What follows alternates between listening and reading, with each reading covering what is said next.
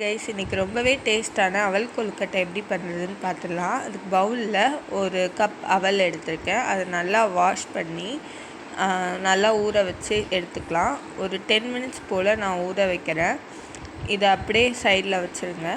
Meanwhile நம்ம வேர்க்கடலையும் உடச்ச கடலையும் போட்டு அரைச்சி நல்லா எடுத்துக்கலாம். இந்த மாதிரி கொரன்னு அரைச்சிக்கோங்க. இப்போ நம்ம ஊற வச்சுருக்க அவல் கூட இந்த அரைச்ச வேர்க்கடலையும் பொட்டுக்கடலையும் போட்டுடலாம். இப்போ இது கூடவே நான் வந்து ஒரு கப் தேங்காய் திருவி வச்சுருக்கேன், அதை ஆட் பண்ணிக்கிறேன். ஒரு கப் போல் நாட்டு சர்க்கரை வச்சுருக்கேன், அதை ஆட் பண்ணிக்கிறேன். நீங்கள் நார்மல் சுகர் கூட ஆட் பண்ணிக்கலாம். ஏலக்காய் பொடி பண்ணி வச்சுருக்கேன், அதை வந்து நான் போட்டிருக்கேன். ஒரு பிஞ்ச் அளவு சால்ட் சேர்த்துக்கலாம். அப்படின்னா கொஞ்சம் இன்னும் நல்லா டேஸ்ட்டு நல்லாயிருக்கும். இந்த மாதிரி பிணைஞ்சி எடுத்துக்கோங்க. இது கூடவே நான் கொஞ்சம் தண்ணி தெளித்து விட்டுக்கிறேன். அப்படின்னா நமக்கு பிணையிறதுக்கு ஈஸியாக இருக்கும்.